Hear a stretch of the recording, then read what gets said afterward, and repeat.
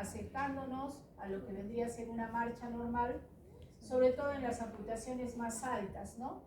Porque es más difícil hacer la disociación de la cadera, rodilla, tobillo. Y siempre involucrando la marcha simétrica con balanceo de los miembros superiores. La terapia ocupacional es importante, sobre todo cuando van a hacer las amputaciones de miembro superior. Acá vamos a estar enfatizados en el entrenamiento de la ejecución monomanual de las actividades básicas de la vida diaria, la adaptación de utensilios domésticos. Seguramente ustedes habrán visto a un congresista que tiene garfios, pero han visto que escribe, se seca, coge el vaso con garfios, o sea que es la más rudimentaria de las que son funcionales, porque hay otra que es estética y que solamente es como un guante nada más, no tiene movilidad, ¿no? Y han ido evolucionando algunas, hay algunas mecánicas que te permiten hacer el cierre en puño, ¿no? Que también giran, y las mioeléctricas que ya son un poco más sofisticadas, que trabajan con electrodos y que pueden hacer algunos movimientos, pero siempre haciéndole ver al paciente, porque el paciente viene con muchas expectativas, ¿no? Él piensa que con una mioeléctrica, tuvimos la oportunidad de ver un optómetrista, puede ser, sí, ¿no? Que colocaba lentes de contacto y había sufrido una amputación, y él tenía toda la idea de que iba a poder hacer su trabajo, ¿no? Con una mioeléctrica, pero no llegamos a esa fineza de movimiento. También ver ahí la fijación del muñón y los adaptadores, los tirantes y vendajes, porque por ejemplo en miembros superiores son como unos vendajes en 8, en donde lastiman muchas veces el plexo y produce heridas y dolor y molestias, ¿no? Entonces hay que ver lo mejor para estos pacientes. También considerar el cambio de la dominancia en caso sea necesario, si la amputación fue del lado dominante, ¿no? Como les decía, el entrenamiento de la colocación y retirada de la prótesis y de los arneses y tirantes. Consideremos que este paciente no tiene un brazo, entonces no va a poder estar pidiendo ayuda continuamente, ¿no? De otra persona. Se trata de que sea lo más independientemente posible. Entonces es un poco complicado, pero haciéndolo frecuentemente y enseñándoles puede lograrlo. Los cuidados y mantenimientos de la prótesis, no las pueden dejar caer, o muchas veces ellos mismos se animan a hacer algunas correcciones de la prótesis, ¿no? Pensando que está un poco larga, o quizás que está mal engrasada los componentes, porque cuando el paciente empieza a hacer, por ejemplo, el entrenamiento de marcha, vamos a tener la oportunidad de ver que la rodilla no le obedece. Entonces los pacientes tienden a utilizar la prótesis como un apoyo nada más, sin flexión de la rodilla, ¿no? Y es que, ¿por qué? Porque a veces el brazo de palanca no es el suficiente como para hacer la disociación de la cadera-rodilla. O quizás la fuerza que tendría que tener no es la suficiente. O simplemente es el entrenamiento que tiene que tener para poder lograr, digamos, la utilización tanto de la rodilla como del pie. Bueno, y siempre incluir las actividades bimanuales, que es importante. Entonces veíamos que acá en la prescripción protésica, como habíamos visto, es importante saber la edad del paciente. No es igual protetizar un jovencito que protetizar una persona adulta mayor, ¿no? Tenemos que ver el nivel de amputación, que es muy radical en cuanto a lo que viene a ser el pronóstico de la rehabilitación. Ver si es el miembro dominante, la etiología de la amputación. Muchos pacientes vienen con un buen muñón, pero con una piel totalmente deteriorada. ¿Por qué? Porque han sido pacientes que quizás han sufrido un accidente de tránsito o quemaduras, y entonces una piel que fácilmente se lesiona, ¿no? El tiempo transcurrido desde la amputación, porque entonces ya ahí entran otros componentes como son, por ejemplo, más dificultad para la adaptación y la capacidad de aprendizaje, el nivel cultural del paciente y la tolerancia. Bueno, en cuanto al paciente, tenemos que considerar los antecedentes personales, los procesos concomitantes, la situación funcional inicial, la exploración del miembro inferior, contralateral, el buñón, el nivel, tamaño y forma. Está el paciente como para ser protetizado, nos tenemos que preguntar, y si no es adecuado, por ejemplo, ¿en qué circunstancias un paciente no podría ser candidato a una prótesis? Cuando el otro pie está en riesgo, por ejemplo, ¿no? Tiene un problema de pie diabético con bastante riesgo, entonces le complicamos la vida. O quizás este paciente no tenga una buena visión, ¿no es cierto?, como consecuencia también de la diabetes. Entonces, o es una persona muy adulta mayor y no vamos a más bien ponerlo en riesgo de caída. Si es que es un paciente que sí tiene la posibilidad de ser protetizado, entonces haremos la elección de la prótesis correcta, que no es fácil, va a depender también del tipo y de la capacidad del paciente. ¿Por qué? Porque hay, por ejemplo, prótesis que son con articulación policéntricas, o sea, con varios movimientos en la rodilla, o con un monoeje, o quizás una persona mayor que no tenga mayor control en la marcha, entonces necesitamos adaptarle un bloqueador de la rodilla, porque esa rodilla, si se flexiona involuntariamente, lo puede llevar a una caída. Entonces, hay que enseñarle toda esa parte al paciente y el chequeo correspondiente. Entonces, dentro de los tipos de prótesis tenemos prótesis exoesqueléticas, que ya no se utilizan, son unas prótesis de madera con una resina que se le colocaba en la parte de afuera, como dándole un brillo, y la articulación era monoeje, y estas prótesis generalmente las utilizábamos en pacientes que se dedican al campo, por ejemplo, ¿no? En donde estas prótesis, si bien es cierto, son más pesadas, pero van a tener mayor resistencia y su utilidad básicamente va a ser de apoyo. Sin embargo, las endoesqueléticas ya tienen otros componentes, donde las rodillas van a ser policéntricas o van a ser pies articulados, en donde se le hace primero se hace toda la confección de las estructuras o de los componentes internos, y después se hace como un forro, ¿ya? Simulando el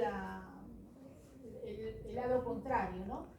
Pero estas prótesis son caras, y también son prótesis que fácilmente se van a deteriorar, ¿no?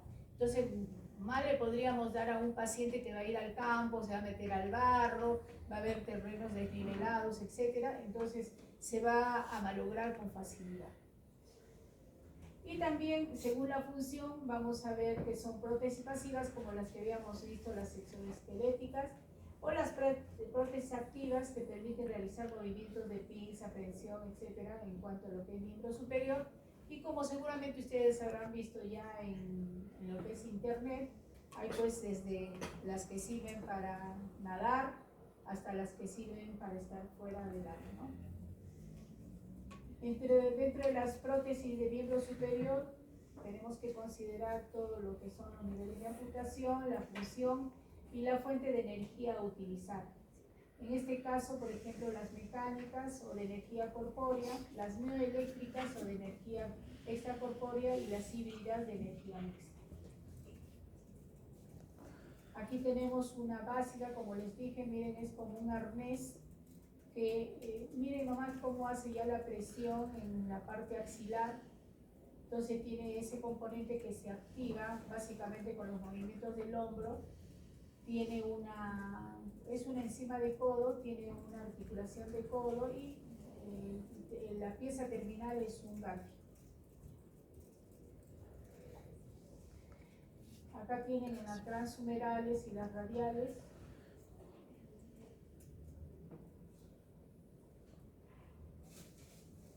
Según la función, vamos a ver que estas prótesis de miembro superior pueden ser pasivas, en donde van a ser, su objetivo básico va a ser la estética o la mano cosmética. Y sirven para restablecer el aspecto exterior o imagen corporal. Y las prótesis activas son prótesis de brazo activadas por tracción, llamadas prótesis activas de propia fuerza. Se utilizan sistemas de cables cromados, comandados por el movimiento del muñón, de diferentes antepulsión, abducción del muñón y de la cintura escapular, y está indicada para todos los niveles de evolución. Aquí tienen más o menos los componentes: el cable de bloqueo, el control prensil, el control de la flexión del codo. Estas son las mecánicas, ¿no?, que trabajan con fuerza propia. Las mioeléctricas son las que les decía, y son las denominadas prótesis activas de fuerza ajena. El control bioeléctrico se utilizan potenciales eléctricos, microvoltios, detectables en la superficie de la piel cuando existe una contracción del músculo del muñón, lo que va a activar la prótesis. Estas prótesis más o menos deben estar entre unos 50.000 a 60.000 soles. La híbrida o de energía mixta, fuerza propia y fuerza ajena, es la combinación de sistemas de fuerza propia corpórea y de la fuerza ajena extracorpórea. Más comúnmente son usadas en amputados transhumerales. Y acá tenemos dentro de los componentes los elementos de suspensión, el arnés en forma de 8, el encaje que vendría a ser el socket o la cuenca de material sintético, o cono de enchufe donde va a entrar el muñón. La articulación según el nivel de amputación, si es debajo de codo no lo va a necesitar, si es encima de codo va a necesitar la articulación de codo, ¿no? Y los elementos de control, ¿no?, los cables, los sistemas eléctricos o de nivel eléctrico. Y los dispositivos terminales, que puede ser la mano cosmética, que es como un guante de color de piel del otro lado, pero que es pasiva. El gancho metálico funcional, que viene a ser el garfio, que lo bueno de esto es que le permite hacer carga, tracción, y si tiene mucha habilidad de quizás hacer pinza, pero no índice pulgar, pero sí le va a permitir, como les decía, esto del congresista, que le permite hacer muchas actividades, como inclusive coger un vaso, ¿no? Y la mano mioeléctrica. Dentro de las prótesis de miembro inferiores vamos a ver que también según el nivel de amputación, como habíamos visto anteriormente, una hemipelvectomía, una prótesis encima de la rodilla AK o transfemoral, bajo de la rodilla una BK transtibial, los desarticulados de cadera, rodilla, tobillo, y las amputaciones parciales del pie, ¿no?, que ya generalmente no son como prótesis en sí, sino son rellenos en un zapato ortopédico, donde va a permitir de alguna manera tratar de hacer las fases de la mancha. Y según el material que las constitutivo, pueden ser convencionales, como les había dicho, que son de madera muy pesadas, y según, o modulares, que es las que le había dicho, que son el encaje, el socket, la rodilla, un tubo que vendría a simular la tibia y el pie, ¿no? Según características estructurales, endoprótesis, prótesis articulares, rodilla, cadera, o exoprótesis, prótesis de miembros superiores e inferiores. Y entonces acá tenemos, miren, en este cuadrito, los niveles de amputación, desarticulado de cadera, ahí tenemos el encaje, tenemos el mecanismo de la rodilla, que puede ser monoeje o policéntricas, los acoples, o adaptadores y uniones entre las piezas, el vástago y el pie.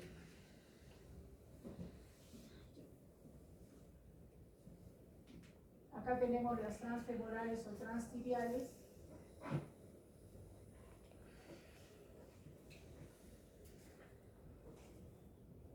Las parciales de pie, como en esta que se ha hecho la conservación del calcáneo.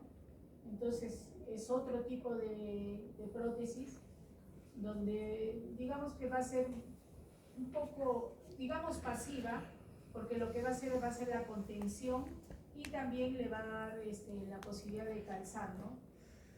Por la presencia del pie. Bueno, y es importante saber, por ejemplo, la clasificación funcional del amputado de miembro inferior, porque vamos a ver que en el grupo 1 va a haber un restablecimiento completo equivalente a la normalidad. Estos son los que les digo que son BK, ¿no? De Baco, o las que son de antepié. El grupo 2 va a ser el restablecimiento parcial, capacidad funcional completa, pero no realiza trabajos pesados. Puede bailar, caminar, menos tiempo. El grupo 3, independencia general completa, actividades generales normales, empleo que no exija permanecer mucho tiempo de pie o caminar, y puede ser independiente y vivir con la familia. No puede bailar ni transportar cosas pesadas. En el grupo 4 vamos a ver que hay autonomía limitada y necesita cierta ayuda para las escaleras y salir a la calle, y se siente mejor sin la prótesis. Entonces ya se complica ahí, ¿no? La prótesis es pesada en realidad, a lo menos las convencionales son pesadas. Y el grupo 4, una prótesis impracticable, o sea, solamente va a servir de estética, entrenarlo para que se independice básicamente con la silla de ruedas. Dentro de las complicaciones vamos a tener el dolor de muñón, el miembro fantasma, el dolor de muñón como el neuroma de la amputación, las espículas óseas cuando el corte del óseo no ha sido el adecuado, el síndrome de dolor regional complejo, que también se da. Eso sería.